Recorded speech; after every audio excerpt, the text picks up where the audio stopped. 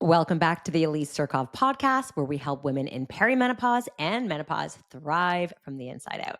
Today, I am going to be talking about what does a true calorie deficit, cut, diet, however you want to say it, what does it actually look and feel like? Because this comes up 100% of the time in our FFWE community. So I'd say most, if not all, women coming to see us are looking to lose weight, get toned, feel great, change their body composition. And part of that is going to be in a calorie deficit. And I've talked about this before.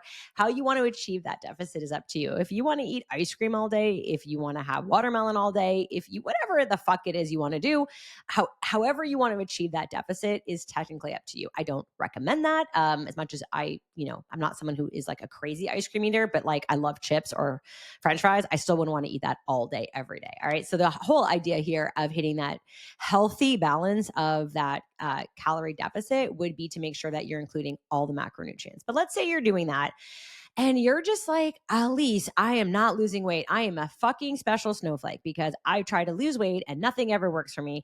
I'm probably going to say to you, you're not in a calorie deficit. And then you're going to look me like dead in the eye and you're like, no, you don't understand. I track my macros. I'm only eating 1,500 calories or 1,400 calories, and I exercise 4 times a day, and I drink my water, I do my steps, and blah, blah, blah. And I'm like, you're not in a fucking calorie deficit. And I get a lot of like, no, you don't understand. And I'm like, no, you don't understand. You're not in a calorie deficit or you've wiped yourself out. Okay, so let's back this up. 2 reasons or 2 really easy ways to pull yourself out of that calorie deficit. So maybe you're someone who is like, no, I'm in a calorie deficit and one day a week I have a cheat meal and that cheat meal becomes a cheat day. Maybe it becomes a cheat weekend. And so you are hitting a calorie deficit, but then like 2 days or one fucking massive meal, something is putting like blindfold over your eyes and you're like, I'm just gonna eat whatever the fuck I want. And I'm gonna eat like an asshole for like a whole day, a whole meal, whatever it is. And you've wiped out that calorie deficit. So wiping out a calorie deficit is so easy to do. Why? Because it's fucking hard to be in a calorie deficit because saying no to yourself is really hard because being a little hungry is hard. All right. So let's back this up a little bit. What does it mean to be in a calorie deficit? It means that you need to be eating less than what your maintenance is. So whatever your maintenance calorie goal is your the amount of energy that your body needs every single day to maintain its weight. And you might say, but I don't want to be this weight. And I'm like, cool, but you're still eating 3,000 calories, which you're like, no way. Yeah, you are. Or you're eating 2,800 calories and you are gaining weight or you're maintaining your weight. Okay, let's just keep this super simple. Let's say that you need 2,000 calories, even though personally 2,000 calories, I'd be dropping weight. But let's say you need 2,000 calories a day in order to maintain your weight. And now you're like, I'm going to go into a calorie deficit. You can decide how aggressive you want that deficit to be. Now, there's no right or wrong here. You can go into aggressive calorie deficit. You can do 1,500 calories. You might do like a very short, aggressive deficit where you're like, I'm going to do 3 weeks at 1,500 calories, and then you're going to pull out because that is a huge amount for you. Going from 2,000 to 1,500, you're going to be hungry. You're going to be miserable. All right. So what actually happens? So let's say we do that. And it's aggressive. So number 1, the very first thing you're going to realize is you're going to be hungry. And if you haven't been hungry before, I mean, like not just saying hungry for your meals, but if you haven't had the disappointment of like being hungry and not eating enough and then leaving the table hungry and then still being hungry or going to bed hungry, then you haven't actually been in a calorie deficit. Let me give you an example. Back in February, I did a calorie cut, and I did it with my coach, and I committed to it 100%. Like I was always, let's say 80% consistent, but I did what I call like it wasn't 100, it was 90% consistent because once a week I got a relief meal, which was like, let's say my calories were like 500 or 600 per meal. This meal was probably 800. So we're not looking at like 1,000 or 1,200 calorie meal. It was just like a couple hundred calories more. And that was it. So it was pretty restrictive in that regard. And I was hungry. All right. So like for the first week, I was okay because I had a lot of stores, glycogen stores were high. I was feeling good. But by the end of week 1 into week 2, I was hungry. It was kind of like all I could think about was being hungry and that discomfort of being hungry. So not only was I hungry for my meals, but I left my meal hungry. I was hungry in between meals. And the most depressing part was like going to bed hungry. And I remember saying to Albert, like, oh my God, I'm hungry. And I hate complaining about it because he'd be like, you're doing this to yourself. But I said, like, I'm hungry. And he would joke and be like, this is so fun. Like, yay for you. Like, Albert loves my body. He loved my body when I was pregnant. He loved my body as soon as, after I was pregnant and I thought I was disgusting and gross. He loved my body when, I was leaner. He loved my body when I'm more muscular. So like, he's just more like, you're hot, you're sexy. I don't know why you're doing this, but I support whatever you do because I love you. And I was like, oh my God, I'm hungry. And he's like, this is fun. Like, you're so fun. And even like going out for dinner, and everyone's eating like French fries and having drinks. And I'm like, I will have the fish, no sauce, and a side of rice, please. And no butter on my veggies. And he's like, this is so fun. And the chips would come and the fries would come and I wouldn't eat them. And it was hard because I had to say no most of the time to myself, except for one meal a week. And let me tell you, I looked fucking forward to that meal. In fact, after I had that meal, I was already thinking of the next weekend's meal that I'd be eating. So it'd be Saturday night, have a burger and fries because I love burger and fries. And then I would say, all right, for my next meal, I'm going to have sushi. And then after that meal, I'd be like, all right, next meal, I'm going to have a burger, no fries. And then I'm going to get ice cream right after, a gelato or something. I had it always planned out as something to look forward to. So point being here that when you're in a calorie deficit, you should be hungry. Now, that was more of an aggressive deficit, but let's say you're not going as aggressive and you're doing like 200 or 300 calories, which a day less, you might not be as hungry. So you're going to have to really learn how to say no to yourself because food is going to be easy to overeat. So if you're doing a less aggressive deficit, it's going to take a little bit longer, but it's going to be a lot more enjoyable, easier to adhere, but also easier to fuck it up. So like if you're doing a more aggressive diet than I did, if I slipped up a little bit and had a little bit of extra rice or had extra bread or like whatever it is, I still held a deficit. So it was okay.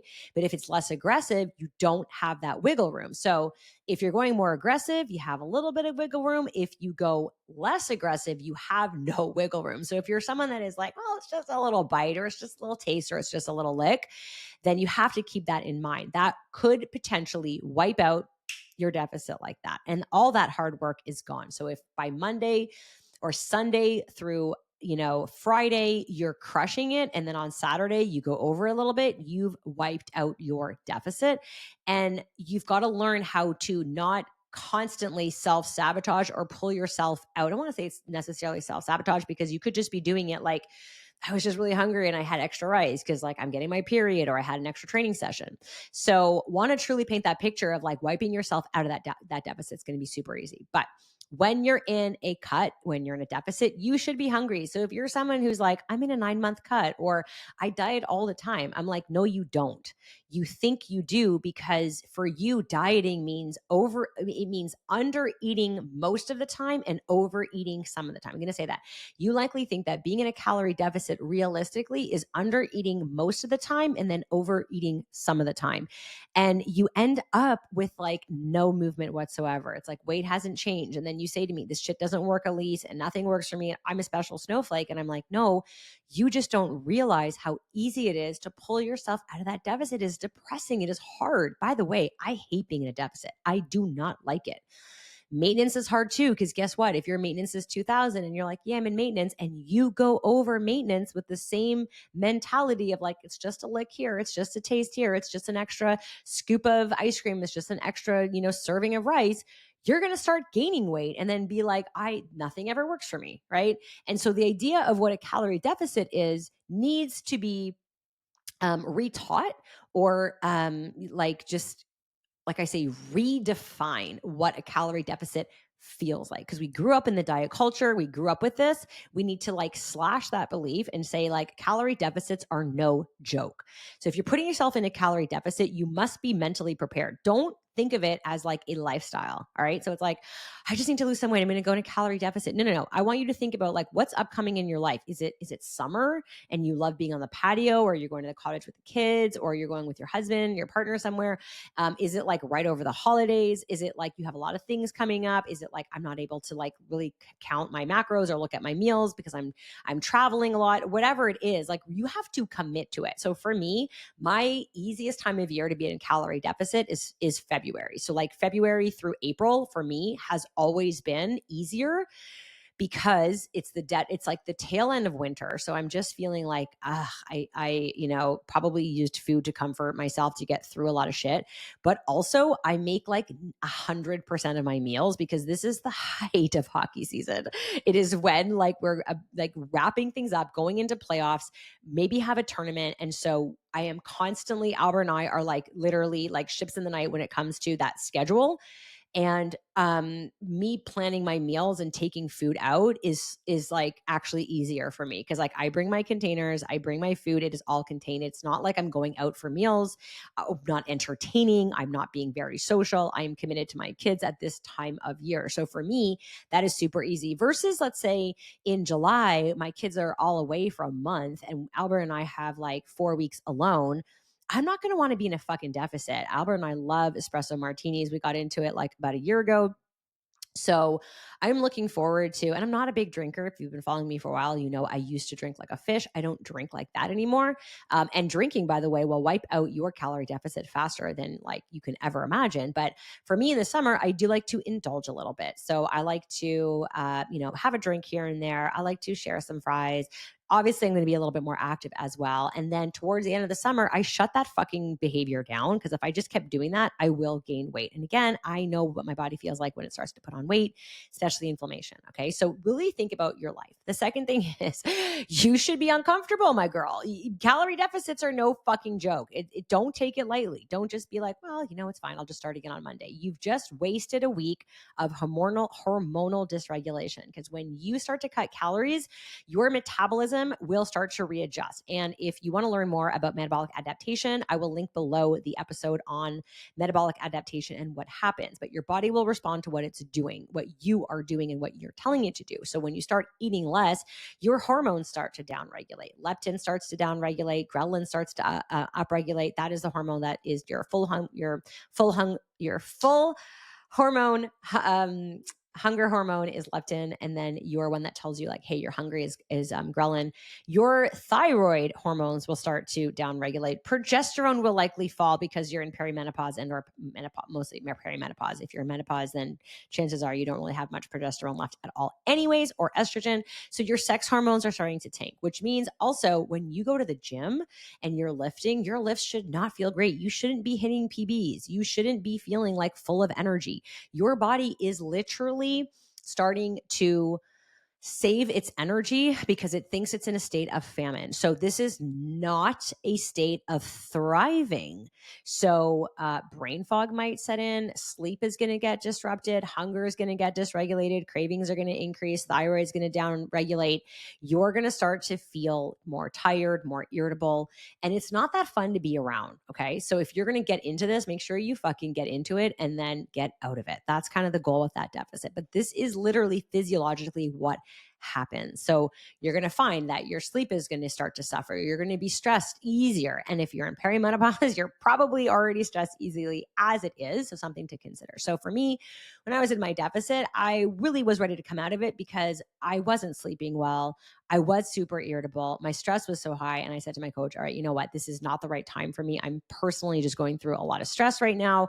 Work is really busy. Home is really, upside down, crazy, lots of things going on. Not the best time for my system to be stressed. When you put yourself in a calorie deficit, you are putting harm to your body. And that's okay, right? Your body needs that, maybe needs that reset, that harm, so that it can release the weight that that you've been holding on to. But just understand, this is not a place of of thriving, excuse me. It is a place of survival, and your body's going to start to adapt. Now, things that you can do to soften that blow. You can look for those volume foods that are going to make you feel like you're eating more. So this is a great time to have, salads, lots of veggies, low calorie fruits like watermelon. So great. Berries. These are great. You can fill up on soda. I mean, come at me. I know it's not the healthiest thing to do, but it will kind of sustain that hunger until that hunger is re-regulated, which it will. So like after like week 3 or 4, you will feel that hunger goes down a little bit, but then guess what? Metabolic adaptation happens again, and then you're likely going to have to cut more in order to continue seeing results, which means less room to wiggle, less room to kind of fuck up or to have those little BLTs, those bites, licks, and tastes. So want to make it really clear that if you are in a calorie deficit, this is what you should be feeling. If you're not feeling these things, you're not a special snowflake. You just wiped your calorie deficit out. And it's as easy as a fast food meal a week. It's as easy as saying, like, I met with a client yesterday and she was like, I'm not losing weight. I don't know why. I look at her diary. She's eating really amazing. But twice a week, she had family night. Once was wing night, once was pizza night. And then one night was out with the girls having wine. Guess what, honey? You are wiping out your deficit. You can tell me it's not fair. You can tell me that you hate me, but this is the reality. I'm shining a mirror. So instead, what I told her was, you get one night. Pick it. What is it? If it's wing night, it's wing night. If it's pizza night, it's pizza night. If it's drinks with the girls, it's a drink with the girls. What are you going to do those other nights? Doesn't mean you don't have to go out with your family for pizza night, but if you've chosen wing night and it's now pizza night, you're not eating pizza. You got to fucking eat something that is less calorically dense. Otherwise, you're going to be spinning your tail wondering why nothing ever works and wondering why you actually are a special snowflake when in fact you are not. All right. I hope this episode lands well with you. Of course, you can always watch us on YouTube as well. And I'd love to know how this lands for you. What questions you have? What do you want to see more of? Leave me a review below. Share this on social and tag me, and I will tag you back and chat with you. And until the next time.